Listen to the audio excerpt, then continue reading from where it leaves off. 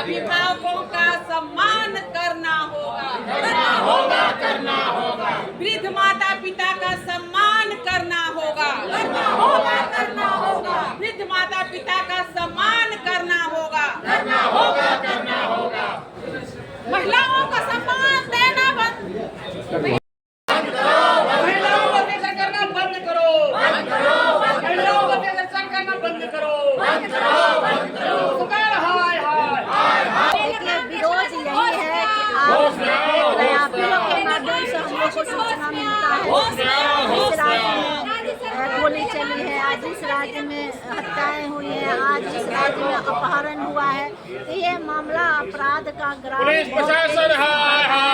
सरकार के द्वारा कोई भी नहीं करा जा रहा है जिसमें अंकुश लगे। आज ऐसा माहौल हो गया है कि हर शहर में व्यापारी भयभीत है, मार्केट जहाँ 10-11 बजे बंद होता था आज 8 बजे बंद हो जा रहा है। बोलते हैं कि भैया क्या हो गया है और क्या करें, अपराधियों पर दुकान लूटा जा रहा है।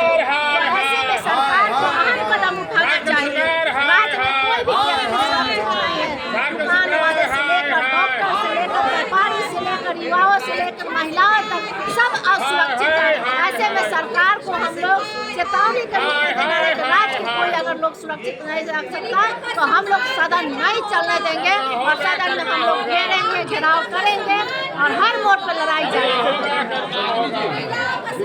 अब जनता से पूछिए, कोई अफसर किसी की बात को सुनने के लिए तैयार नहीं। अंचल ऑफिस में चले जाइए, ब्लॉक चले जाइए,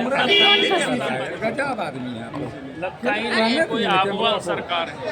यहाँ तो लगता है कि सरकार बाबू लोग चला रहे हैं और मनमानी तरीके से आप देख रहे राज्य की हालत क्या हो गई।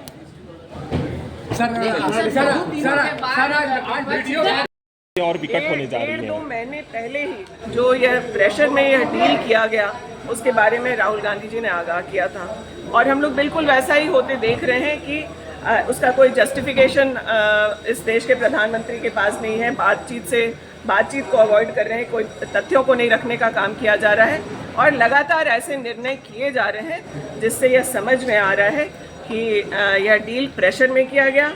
एब्स्टिन फाइल का असर है या अडानी का असर है, ये तो समय बताएगा। Thank you. बाकी अन्य समय में जो महंगाई को लेकर के हम लोग बातें कर रहे थे तो उसको तो गंभीरता से लिया नहीं गया, लेकिन इस विशेष परिस्थिति में जो स्थिति है आपके सामने है।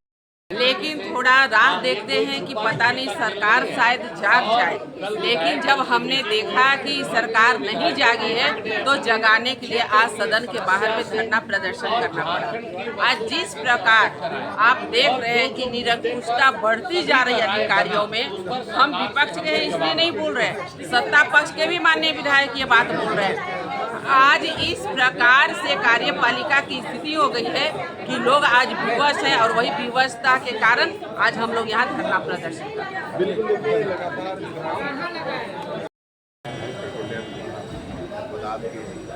ज़्यादातर महंगाई जब से सरकार आई है, महंगाई बढ़ी है।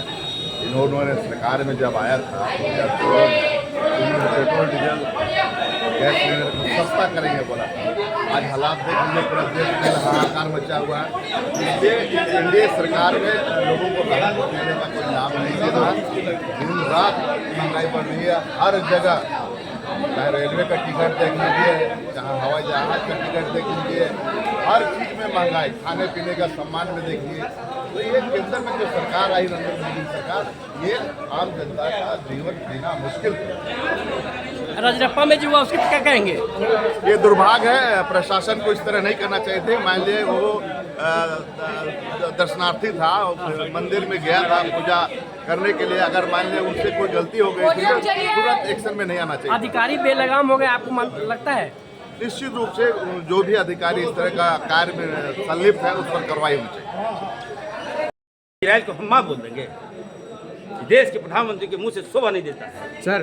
सर भी बार बार कर देखिए, अभी तो गैस के दाम बढ़े हैं, आने वाले दिन में पेट्रोल के दाम बढ़ेंगे, डीजल के दाम बढ़ेंगे, महंगाई चरम पर होगा। जिम्मेवार कौन होगा? मोदी जी को कम से कम बताना चाहिए। आप सच्चाई छुपा नहीं सकते हैं ना। आपकी विदेश नीति फ्लॉप हो गई है।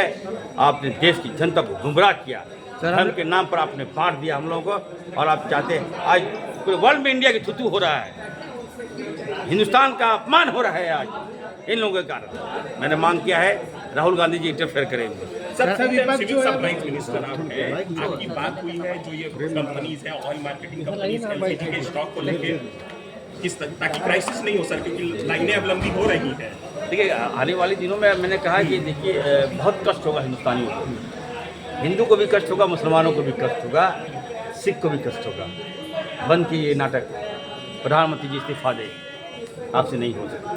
सर विपक्ष जो है लोकसभा में आज एज ए आपदा मंत्री, एज ए खाद्य आपूर्ति विभाग मंत्री होने के नाते मैंने झारखंड के तमाम, मैंने जो पेट्रोल के जो एजेंसी के जो हेड हैं, इंडियन ऑयल है चाहे HP हो, और भी जितने रिलायंस की, सबसे मेरी वार्ता मैं करने जा रहा हूँ। और मैंने मांग किया कि हमारे पास स्टॉक कितना है, कितने दिन तक हम सर्वाइव कर सकते हैं, कितने दिन तक हम इस नियमित रेट पर हम तेल दे सकते हैं, इसकी विस्तृत जानकारी दें। सर MRI और CT स्कैन सेंटर हर सदर अस्पताल में खुले ही हम लोग की मांग है सर। और झारखंड हालत एक ही रहेगी। तुम कौन हो तुम? हम लोग सर गिरिडीह से आए हुए हैं, हम चाहते हैं कि झारखंड हम बस सर रिक्वेस्ट लेके आए हैं सर लोकसभा में सदर को हटाने के लिए, उस पे आप क्या कहना चाहिए?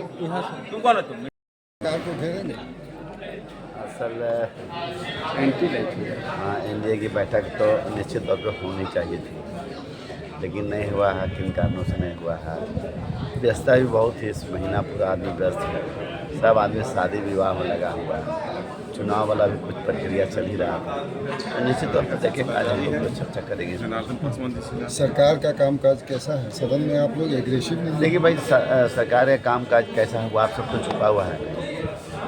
विकास काम तो ठप है, निश्चित तौर पर हम कह सकते हैं जितना तेजी से राज्य का विकास होना चाहिए तो ये तो एक ज्वलंत मुद्दा है, समस्या है। राज्य पिछड़ा हुआ राज्य है, आर्थिक रूप से संपन्न राज्य भी सब लोग बोलते हैं, देश के उन्नत राज्य में हम कह सकते हैं कि बहुत अच्छे राज्य में गिनती झारखंड के है। यहाँ कोई कमी है नहीं, दुनिया भर के संसाधन हैं, लेकिन अब सरकार की इच्छा शक्ति रहेगी तो निश्चित तौर पर। आपके यहाँ अधिकारी ठीक हैं? अधिकारी आप लोगों के यहाँ क्या व्यवहार ठीक रखते हैं या फिर ऐसा ही है? तो घेर रहे हैं, बात तो जवाब देना ही पड़ेगा। देखिए, अधिकारी के जो कार्यकलाप है आप सबसे छुपा हुआ नहीं है। निश्चित तौर पर जब पुलिस कार्रवाई कर रही है, वैसी स्थिति में कोई सिविल अधिकारी इस तरह के निर्णय लेती है, डंडा चलाती है, तो है पीड़ा। लेकिन अब इस पर तो निश्चित तौर पर सवाल कल CP बाबू उठाए, और उनकी भावना से हम सब भी अवगत हैं। विधायक जी